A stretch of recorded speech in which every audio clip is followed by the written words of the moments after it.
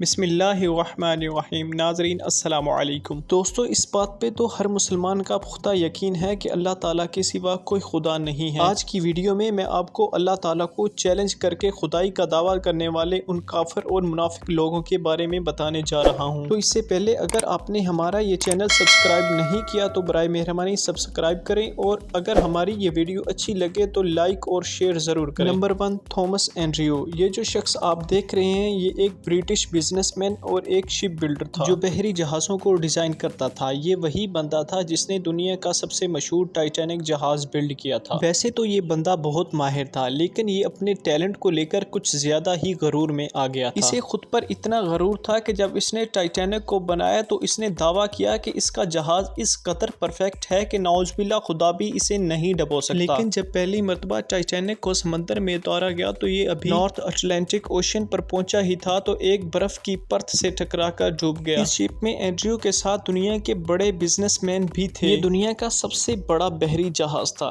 جب یہ برف سے ٹکرایا تو اس میں ایک شگاف پڑ گیا۔ شگاف سے سمندری پانی ٹائٹینک میں داخل ہونا شروع ہو گیا اور دیکھتے ہی دیکھتے پورا جہاز پانی سے بھر گیا۔ اس وقت اس میں 1500 مسافر سوار تھے اور ان میں سے زیادہ تر ٹائٹینک کے ساتھ ڈوب کر مر گئے۔ اینڈریو ملعون نے اللہ تعالیٰ کو چیلنج کیا تھا۔ اللہ تعالیٰ نے اس کو اس کے شپ کے ساتھ پانی میں غرق کر دیا، اور اللہ کی کرنی ایسی ہوئی کہ آج تک اینڈریو کی لاش تک نہ مل سکی۔ نمرود۔ دوستو، دنیا میں شاید ہی کوئی ایسا انسان ہوگا جو نمرود جیسے ملعون کو نہ جانتا ہوگا۔ یہ اپنے دور کا سب سے ظالم اور جابر بادشاہ تھا۔ اس نے بھی خدائی کا دعویٰ کیا تھا اور لوگوں کو مجبور کرتا تھا کہ وہ اس کی عبادت کریں۔ جب حضرت ابراہیم علیہ السلام نے اس کو اسلام کی دعوت دی تو اس کو سخت غصہ آیا اور اس نے حضرت ابراہیم علیہ السلام سے کہا کہ جاؤ اپنے اللہ سے کہو کہ مجھ سے مقابلہ کرنے کے لیے اپنی فوج بھیج دے۔ لیکن صرف اتنا ہی نہیں، اس نے حضرت ابراہیم علیہ السلام سے بدلہ لینے کے لیے انہیں جلتی ہوئی آگ میں ڈال دیا، لیکن وہ آگ حضرت ابراہیم علیہ السلام کے لیے ٹھنڈی ہو گئی۔ اس پر اللہ تعالیٰ نے نمرود سے لڑنے کے لیے مچھروں کی ایک فوج بھیج دی۔ مچھروں کی اس فوج نے نمرود کی فوج کا صرف خون ہی نہیں پیا بلکہ ان کا گوشت تک نوچ لیا تھا، اور اللہ تعالیٰ نے اس پورے کے پورے لشکر کو مچھروں کے ہاتھوں ہلاک کر دیا تھا۔ اتنا ہی نہیں، نمرود کے لشکر کی صرف ہڈیاں باقی رہ گئی تھی اور ایک مچھر نمرود کے ناک میں گھس گیا۔ وہ مچھر ناک کے ذریعے اس کے دماغ میں گھس گیا اور اس نے 400 سال تک اس کا اس قدر برا حال کیا کہ وہ آرام حاصل کرنے کے لیے سر کو فرش اور دیواروں کے ساتھ مارتا تھا، ایون کہ یہ اپنے سر پر جوتے اور ہتھوڑے بھی مرواتا تھا۔ اور اللہ تعالیٰ نے اپنی ادنا مخلوق کے ذریعے اس کو سبق سکھایا اور ثابت کر دیا کہ قدرت کی ذات صرف اللہ رب العزت ہے۔ اللہ تعالیٰ کی ذات کو للکارنے والوں کا انجام ایسا ہی ہوتا ہے۔ ابراہہ۔ 571 صدی عیسوی میں یمن کی سلطنت پر ایک جابر حکمران کی بادشاہت تھی۔ اس نے یمن میں ایک گرجا گھر بنایا تھا اور وہ چاہتا تھا کہ تمام لوگ مکہ کو چھوڑ کر گرجا گھر میں آ کر عبادت کریں اور اسے اپنا خدا مان لیں، مگر مسلمانوں نے اس کے سامنے جھکنے سے انکار کر دیا اور اس نے غصے میں آ کر خانہ کعبہ کو نعوذ باللہ تباہ کرنے کا سوچ لیا، اور یہ اپنی فوج لے کر مکہ مکرمہ پہنچ گیا۔ اس کے ساتھ فوج کے علاوہ بہت بڑی تعداد میں ہاتھی اور گھوڑے بھی تھے، اور جب یہ بیت اللہ کے نزدیک پہنچا تو آسمان میں پرندوں کی ایک بہت بڑی فوج نمودار ہو گئی اور خانہ کعبہ کا طواف شروع کر دیا۔ یہ اللہ تعالیٰ کی طرف سے معجزہ تھا کہ اس نے اپنے گھر کی حفاظت کے لیے پرندوں کی بہت بڑی تعداد بھیجی۔ ابراہہ کے گھوڑوں اور ہاتھیوں نے جب پرندوں کا اتنا بڑا جھنڈ دیکھا تو انہوں نے بغلاہٹ سے ادھر ادھر بھاگنا شروع کر دیا، اور ابراہہ کی فوج گھوڑوں اور ہاتھیوں سے گرنا شروع ہو گئی اور اپنے ہی جانوروں کے پاؤں کے نیچے آ کر عبرت کا نشان بننا شروع ہو گئے۔ صرف اتنا ہی نہیں، ان پرندوں نے ابراہہ اور اس کے لشکر کو آسمان سے پتھر گرا گرا کر ہلاک کر دیا۔ واقعے کے حوالے سے قرآن پاک میں ایک سورت بھی نازل کی گئی ہے جس کا نام سورہ فیل ہے۔ بے شک اللہ تعالیٰ ہر چیز پر قادر ہے۔ فرعون۔ دوستو، اگر فرعون کو اسلامی تاریخ کا سب سے بڑا بدبخت کہا جائے تو یہ غلط نہیں ہوگا۔ یہ مصر کا بادشاہ تھا۔ فرعون بھی ان بدبختوں میں شامل تھا جنہوں نے خدائی کا دعویٰ کیا تھا۔ اس کا کہنا تھا کہ اس کے علاوہ کوئی خدا نہیں ہے اور یہ لوگوں کو اپنی عبادت کرنے کے لیے مجبور کرتا تھا۔ اگر کوئی اس کی عبادت نہ کرتا تو وہ اسے قتل کر دیتا تھا۔ پھر حضرت موسیٰ علیہ السلام اس کے پاس اللہ تعالیٰ کا پیغام لے کر گئے اور اسے کہا کہ وہ لوگوں پر ظلم کرنا چھوڑ دے، نہیں تو وہ اللہ تعالیٰ کی پکڑ میں آ جائے گا۔ اس پر فرعون نے حضرت موسیٰ علیہ السلام کا مذاق اڑایا اور کہا کہ یہاں کا خدا میں ہوں، میں کسی کی بات نہیں مانتا۔ فرعون نے حضرت موسیٰ علیہ السلام اور ان کی قوم کو قتل کرنے کا فیصلہ کر لیا، لیکن اللہ تعالیٰ اپنے بندوں کو کبھی تنہا نہیں چھوڑتا۔ اللہ تعالیٰ نے حضرت موسیٰ علیہ السلام کو اپنی قوم کے ساتھ دریائے نیل پار کرنے کا حکم دیا۔ فرعون نے حضرت موسیٰ علیہ السلام اور ان کی قوم کا پیچھا کیا۔ اللہ تعالیٰ کی مدد سے دریا میں راستہ بن گیا اور حضرت موسیٰ علیہ السلام نے اپنی قوم کے ساتھ دریا کو عبور کر لیا، اور جب فرعون اسی راستے سے گزرنے لگا تو اللہ تعالیٰ کے حکم سے پانی دونوں اطراف سے مل گیا اور فرعون اپنے لشکر کے ساتھ اس دریا میں غرق ہو گیا۔ ویسے تو فرعون پانی میں ڈوب کر غرق ہو گیا تھا، لیکن اللہ تعالیٰ نے اسے آنے والے لوگوں کے لیے عبرت کا نشان بنا دیا اور اس کی لاش کو محفوظ کر دیا۔ ہزاروں سال گزرنے کے بعد بھی اس کی لاش آج بھی مصر کے ایک میوزیم میں پڑی ہوئی ہے۔ شداد دوستو، شداد کا تعلق قوم عاد سے تھا اور یہ اپنے آپ کو خدا مانتا تھا۔ اللہ تعالیٰ نے اس قوم کو بے شمار نعمتوں سے نوازا تھا اور ان نعمتوں کے باعث یہ بھٹک گئے اور منکروں کے راستے پر چل پڑے۔ اللہ تعالیٰ نے ان کی ہدایت کے لیے حضرت ہود علیہ السلام کو بھیج دیا، اور جب حضرت ہود علیہ السلام نے انہیں اللہ تعالیٰ کے راستے پر چلنے کا حکم دیا تو انہوں نے حضرت ہود علیہ السلام کی توہین کرنا شروع کر دی۔ شہاد نے حضرت ہود علیہ السلام سے سوال کیا کہ اگر وہ اسلام قبول کر لے تو اسے کیا ملے گا؟ حضرت ہود علیہ السلام نے فرمایا کہ اس کے بدلے تمہیں جنت ملے گی، اور آپ علیہ السلام نے اسے جنت کے متعلق بتایا۔ جب آپ علیہ السلام نے جنت کے بارے میں بتایا تو اس پر شہاد کہہ کے لگا کر ہنسنے لگا اور کہا کہ اس میں کون سی بڑی بات ہے، یہ تو میں بھی کر سکتا ہوں۔ اس بدبخت نے اپنی سلطنت پر ایک بہت بڑی جنت تعمیر کروائی اور اس کا نقشہ ویسا ہی رکھا جیسا حضرت ہود علیہ السلام نے اسے بتایا تھا۔ اس نے اپنی جنت کو ہر نعمت سے بھر دیا، اور جب یہ اپنی جنت میں داخل ہونے لگا تو اس کے دروازے پر ملک الموت کھڑے تھے۔ شداد نے انہیں دیکھ لیا اور ان کی آنکھیں گڑ گڑانے لگا کہ ایک بار مجھے اپنی جنت میں داخل ہونے دیں، لیکن اللہ تعالیٰ ہر چیز پر قادر ہے۔ اللہ تعالیٰ نے اس کا وقت مقرر کر دیا تھا اور یہ اپنی بنائی ہوئی جنت میں جانے سے پہلے ہی موت سے جا ملا۔ اللہ کے منکر کے لیے اس سے بہتر سزا کیا ہو سکتی ہے کہ وہ اپنی بنائی ہوئی جنت میں بھی داخل نہ ہو سکا۔ اسٹیفن ہاکنگ دوستو، اس شخص کا شمار دنیا کے سب سے فیمس سائنٹسٹ میں ہوتا ہے۔ اس بدبخت نے اللہ تعالیٰ کے وجود کو ماننے سے ہی انکار کر دیا اور دعویٰ کیا کہ اس کائنات پر